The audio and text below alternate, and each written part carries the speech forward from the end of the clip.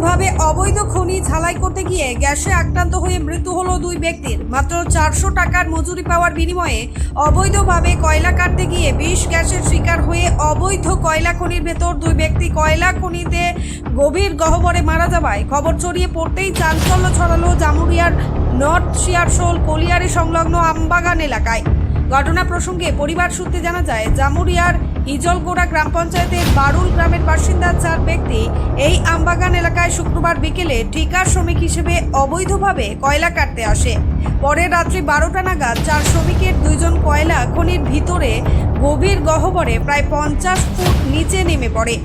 বছর 42-এর রবি কর্মকার ও বছর 30-এর ওই একই এলাকার বাসিন্দা সঞ্জিত বাউরি সে সময় উপরে থাকা তার 2 সহযোগী লক্ষ্য করে যে 2 ব্যক্তি মারণ গ্যাসের শিকার হয়েছে।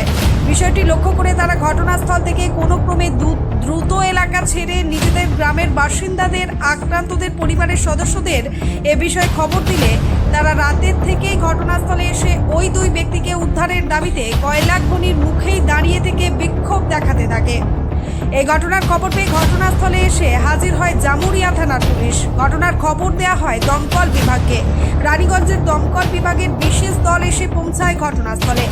একইভাবে এসিএল-এর আধিকারিকেরাও এসে পৌঁছায় ঘটনাস্থলে। এরপরই শনিবার সকালে প্রশাসনিক স্তরে ওই অবৈধ খনি মুখের ভেতর একটি জ্যান্ত মুরগি দড়ির মধ্যে ঝুলিয়ে ভেতরে ঢুকানো হয়। তবে দড়ি থেকে তাকে উপরে তুলতে দেখা যায় ওই মুরগি মারা গিয়েছে। এই ঘটনা প্রত্যক্ষ করে সকলেই নিশ্চিত হয় যে ওই অবৈধ খনির মুখের মধ্যে রয়েছে মারণ গ্যাস। এই বিষয় লক্ষ্য করে স্থানীয় এলাকার বাসিন্দারা ওই 2 ব্যক্তিকে উদ্ধারের জন্য বিশেষ উদ্ধারকারী দল আনার দাবি করতে থাকে। এই মুহূর্তে ঘটনাস্থলে বারংবার পুলিশ প্রশাসনের সঙ্গে বচসায় জড়ায় মৃতের পরিবার পরিজন ও এলাকাবাসী। তারা দ্রুত তাদের উদ্ধারের দাবি জানায়।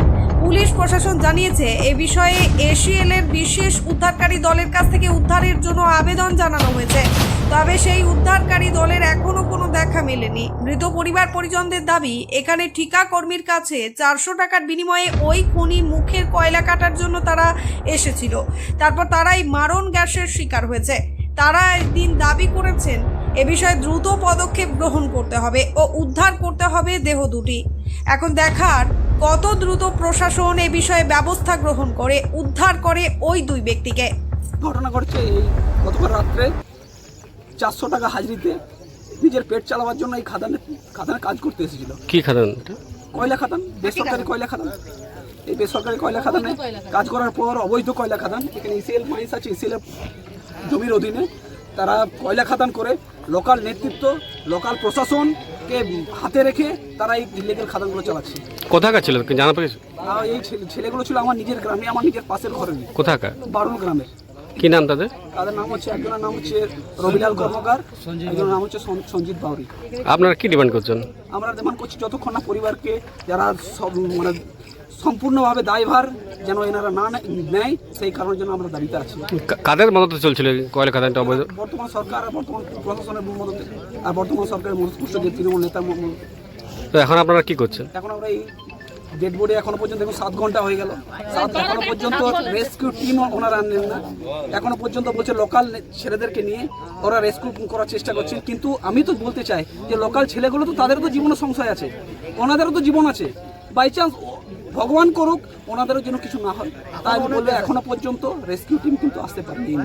বলছি 5টার সময় বেরিয়েছিল, কাজে যাচ্ছি, 5টার সময় কাজে যাচ্ছি, একটা সময় এই ছেলে 2টো দৌড়ে গেছি ঘরকে দিয়ে, বলছি ওরা পড়ে গেল তাহলে ওরা আর উঠাতে লোক নেই, তখন গাঁয়ের লোক নিয়ে লুকা ছেলে গেলা, তো গ্রামের লোক এসে পড়া তখন থেকে যে পুলিশ প্রশাসন করছে এখনো পর্যন্ত কিছু না, এখনো পর্যন্ত কিছু না। কাছে দাঁড়িয়ে এসছি বাবা, তাহলে ওরা কি করছে আমাদের? কত টাকা মজুরির জন্য এসেছিল? 400 টাকা। 400 টাকা। আগেও কি কাজ করতো? আগে কদিন ধরে কাজ? 4 দিন এসেছিল, 4 দিন এসেছিল, 3 দিন কাজ করেছে, 4 দিনের দিনে ও ঠাকুর হয়ে গেল। কাদের কাজ, কাদের জন্য এসেছিল, কাদের আন্ডারে এসেছিল? কোনো নামটা আমি জানি না বাবা, বলতে লাগছি। হ্যাঁ, হিজাগুলো বিপেন গোরাজ। তো ওরা কি ঠিকাদার নাকি? ওরা ঠিকাদার। ওরা কি এগুলো কাটার কুয়ো কাটার ঠিকানা? হ্যাঁ, ওরা ঠিকা নেয়, ওরা ঠিকা নিয়ে লোক লাগাই পয়সা দেয়। ওদিন নিয়ে আসছি তার জন্য চ কাটবি বাটি করে তুলবি কাটবি পয়সা নিবি 400 টাকা করে। তো এখন এসে কি দেখলেন? এখন এখন তাই দেখছি ভিড় মেলা দেখছি কোনো উল্লেখই নাই যে মানুষটা তুলতে হবে না ফেলতে হবে, কিছু নাই এখনো পর্যন্ত কিছু করছে না। এই সোশ্যাল মিডিয়া আসবে নাহলে আসবে একটু মুরগি নামান দেখে নিলে মুরগিটা মরে গেল, ফিরে হবে না। এই সাধারণ মানুষকে একটা নামান দিলে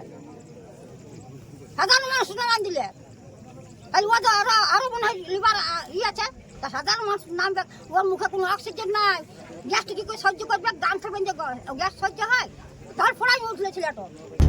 উল্লেখ্য, জামুরিয়ার কয়লা খনি এলাকায় দীর্ঘদিন ধরে অবৈধভাবে কয়লা কাটার কাজ বন্ধ হয়েছিল। তবে ইদানিং কয়লা মাফিয়াদের চক্র সক্রিয় হয়ে গোপন এলাকায় ঘন জঙ্গলের মাঝে অবৈধভাবে কয়লা পাচারের জন্য কয়লা খনির মুখ তৈরি করার কাজে জুটেছিল।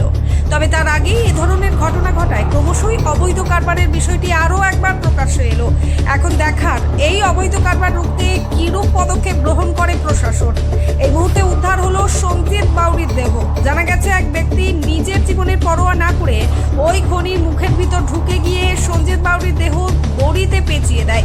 তবে মারণ গ্যাস অনেকটাই বেশি মাত্রায় থাকায় সেই সময় দেহ উদ্ধার করা যায়নি। তবে 11টা নাগাদ সেই বেঁধে রাখা দড়িতে পেঁচিয়ে থাকা দেহটিকে পুলিশ প্রশাসনের সামনেই স্থানীয়রা তুলে ফেলল।